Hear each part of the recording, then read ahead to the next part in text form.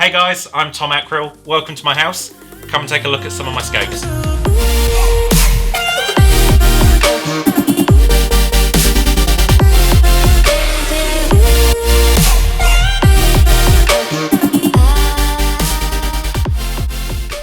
I've been fish keeping now for 5 or 6 years. So when I was growing up, we were quite limited on what pets we could have. We had dogs. I've always had dogs.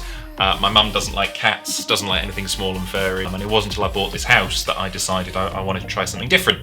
So I started off with a little tiny 30-litre biorb, and it's all gone mad from there. So anyway, that's enough about me. Come on, let's go and look at some fish.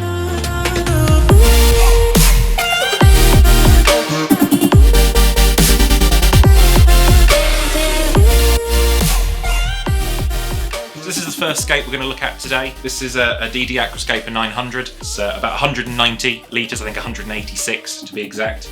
And it was something a little bit different. I decided I wanted to try something open top, and I wanted to try something using a few houseplants. And quite often, if a retailer doesn't know what's come in, or maybe they've just had a mix and match come in, they can end up with these plants that don't belong in an aquarium. They'll do okay for a little while, and then eventually they start to rot down and start impacting both the look and also the water chemistry of the tank. So what I decided to do for this was go after some of those houseplants that are quite commonly misused and really show them off by having them sitting above the waterline. And actually it benefits me as well because it gives me coverage for some of my fish. The scape here is really quite simple. It's a couple of bits of ceru stone and then a lot of manzanita wood. There's no CO2 running on this tank. All the plants you'll see in here are what we call epiphytes, all things that grow attached stuff.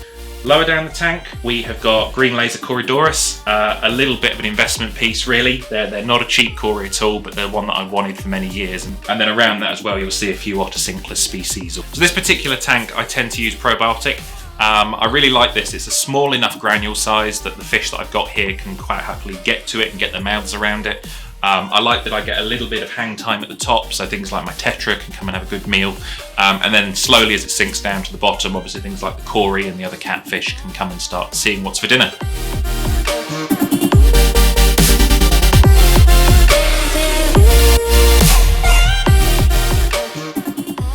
The second tank we're going to look at today, this is an Aqua One 230 litre setup. This tank is a little bit more high tech, so this is running injected CO2, so the plant growth tends to be a bit denser and a bit more lush. It's a split substrate setup, so at the back here we've got aquarium soil that you won't be able to see, and then sand towards the front, and again that's because of the nature of the fish that I'm keeping. There's a lot of panda cory in here and a few plecos in here as well, so I really wanted that sand substrate to give them room to show that natural snuffling behaviour. Up high for interest we've got the Harlequin rasbora. Feature fish in here, I've got 2 banded gourami. Further down the tank again, panda cory, as I mentioned before. I've had a breeding group of panda cory now for several years, and in here I'm also hosting my group of L46 zebraplex. This tank gets a combination of foods. Again, I use the NT Labs probiotic in here quite a lot, but with all these bottom dwellers I tend to need to go for something that sinks a little bit more.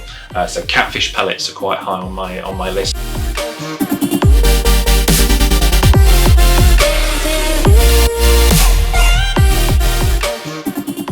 So this tank is the smallest tank that I'm running at the moment. It's an Oasa Starline 85. I've had a bit of a hard time with this tank. Originally when I set it up, it was done as a higher tech tank, so I was running injected CO2. And after a while I decided actually I was going to take the CO2 off. And as anyone that keeps plants will understand this next bit, all the crypts that I had in the tank decided that I changed something, and it was time for them to all melt back. Plant Boost is helping out. I've really noticed an improvement in the health of some of these plants since I've started dosing. Didn't expect the results I'm getting, but I'm really happy with what I'm seeing. In here you'll find a group of pseudomugil. I'm also housing my trio of Baetis and also some peacock gudgeons as well. So much more calm, relaxed species that enjoy a sluggish water flow.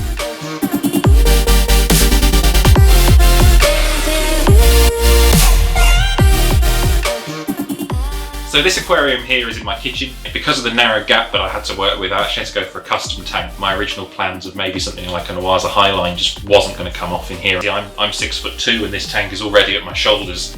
With this tank I wanted to try something a little bit different. This kitchen's actually unheated. So I decided that I would keep species here that enjoy lower temperatures. A lot of the fish that I keep in here are cooler water loving loach species and goby species. This particular tank sits somewhere between 18 or 19 degrees up to maybe 20 or 21 degrees, so definitely subtropical.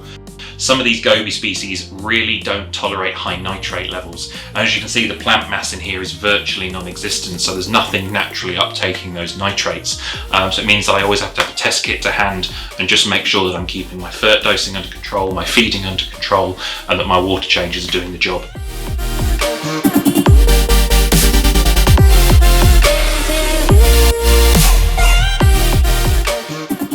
This tank here is probably the cheapest to run and the lowest maintenance setup that I've got in the house. I decided again when I set this tank up I wanted to try something that I hadn't done before. It's something that I always try and do when I set up a new tank is go for something different. So this tank actually contains a fish called Kev, who's our unofficial group mascot over on Freshwater Fishkeeping. He's a Channa Androw, only gets to about 6 inches or so. The planting in here is all kind of biotopy, and by biotope I mean I've tried to set the tank up to reflect what would have been around this particular fish in the wild, so things like Vallis and Legendra. This tank is a little bit different in that certain species of Channa, Androw being one of them, actually prefer a winter period. So this tank I allow to go very cold. At the moment it's sat around about 14 degrees and it's going to be allowed to get a little bit colder.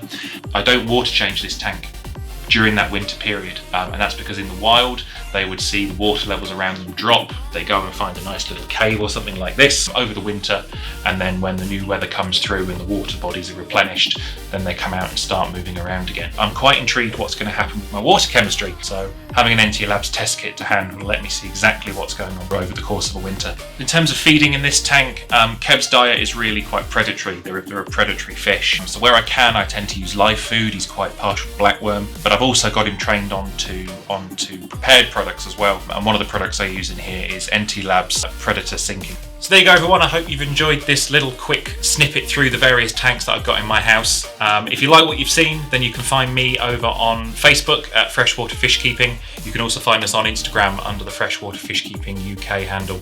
If you like the content that you've seen here from NT as well, please check out the NT Labs channels and make sure you hit that subscribe button. For now, see you later.